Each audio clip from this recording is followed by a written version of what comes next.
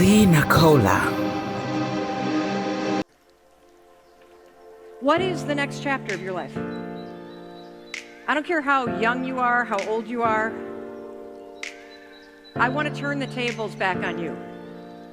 I want you to think about where you've been. I want you to think about, why are you here? There is a new chapter starting in your life, in your business, in your relationships, and it's going to start right now. So what is it? You know, I've been thinking about this a lot because I'm in the middle of starting a new chapter. I've been thinking, I don't know how many of you know me or know my story, but I'm going to tell you a little bit about it. The last chapter of my life, my professional life, started about 6 years ago. So 6 years ago, I gave this TED Talk, this TEDx talk. And, you know, by the way, this was the first time I had ever given a speech. So this is, if you want to see what it looks like for somebody to have a 21-minute long panic attack, this is a great speech to watch. And, you know, what was I talking about? Well, you know, I was asked to come and talk about how I had changed my career so many times, because I had been the kind of person that really could never figure out what the heck I should do with my life. I had gone to law school because I couldn't figure out what to do. I practiced criminal defense for a long time. Then I went into corporate litigation. Then I went into the .com scene. Then I got into the entrepreneurial scene. Then I got into the coaching scene. Then I got into the media business, and I was a syndicated talk show host on the radio for a while. And then I worked for CNN, and I never thought I would be a speaker. Never in a million years. So I was giving this talk, and it was a talk more about how you change. And at the end, I let a little secret slip. You see, I had discovered something at a terrible time in my life. How many of you know what the 5-second rule is? Not the one with the food on the floor, you know, where you drop it. Okay, great. Thank you for raising your hands. If you'll just give me a couple minutes, I'm gonna bring everybody else into the party that didn't raise their hand.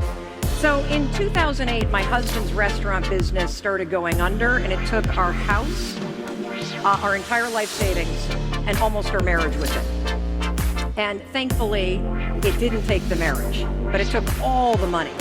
And at the time, I was also unemployed, and I was facing an issue where I just felt like shit about myself, excuse the word. But I did. Have you ever felt that way? Yeah. The alarm would go off in the morning, and all I could think about are all the things that were wrong with my life. You ever wake up and you feel that sense of dread? You got a job you hate going to?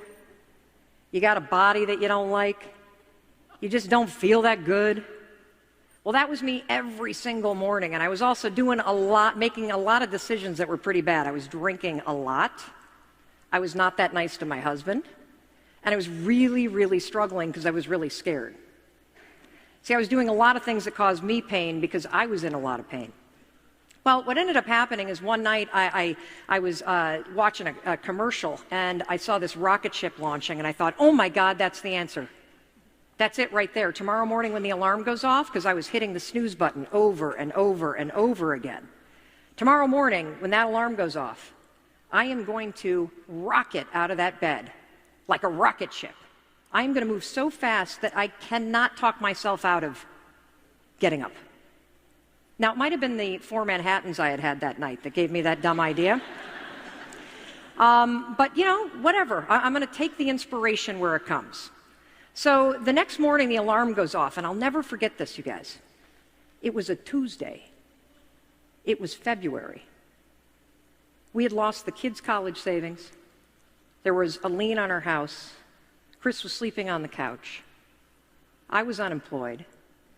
I felt like the world's worst parent. I felt like I'm just no confidence, no idea how I was going to dig myself out of this hole. The alarm goes off, and it was weird. It was like time suspended.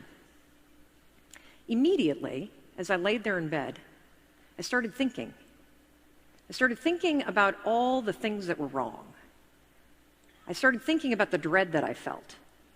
I started thinking about, another terrible day. I just don't have the energy for this. And then I did something I had never done before. I could feel the doubt close in as I was lying there thinking. I went 5, 4, 3, 2, 1. And I stood up and I was like, what the hell just happened? 5, 4, 3, 2, 1, that's the dumbest thing I've ever heard. The next morning, the alarm goes off. I didn't feel like getting up. Still had all the same problems. I went 5, 4, 3, 2, 1. I stood up. Now that I'm almost 50, when the alarm goes off at 2, or when the body alarm goes off and I have to go to the bathroom, I don't lay there and think about it. 5, 4, 3, 2, 1. I get up and go. Lying there, it's very hard to go back to sleep, isn't it? So a funny thing happened. As I started to use this stupid rule, okay? As I started to use this rule, I'm going to count backwards, 5, 4, 3, 2, 1, if I know I should do something. My whole life started to change. You see, what I'm about to prove to you today is that your entire life is happening in 5-second windows. That the secret to greater confidence, the secret to beating self-doubt, the secret to building that legacy, to being hungry, like Les was talking about, 5-second windows, 5-second decisions. I made myself a promise as I started to beat the habit of hitting the snooze button. I said to myself, look, if I find myself in a situation where I know what I should do, but I don't feel like doing it, I'm going to use this stupid rule.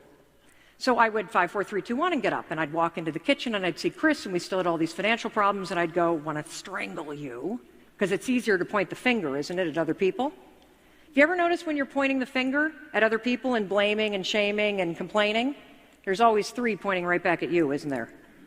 I think it's the universe or God's way of saying, hey, the power is in you. But when you don't feel confident, you don't feel that the power is in you, do you? You feel full of doubt. So slowly but surely, I started making 5-second decisions. I would see the booze and I knew I shouldn't have it, and I'd go 5, 4, 3, 2, 1, and I'd turn away. I'd see the phone and knew I needed to make a phone call to get a job, and I'd go 5, 4, 3, 2, 1, and everything started to change. Now, in full disclosure, I was never going to tell anybody about this, ever, because it sounds so stupid. Oh, you guys want to change your life? No problem, just count to 5. Done. Okay, mic drop, I'm out. That's it. Here's the other thing. I had no idea why it worked.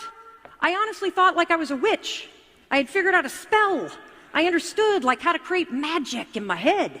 And here's the other thing. This was classified. This was my stuff. Why would I want you to have it?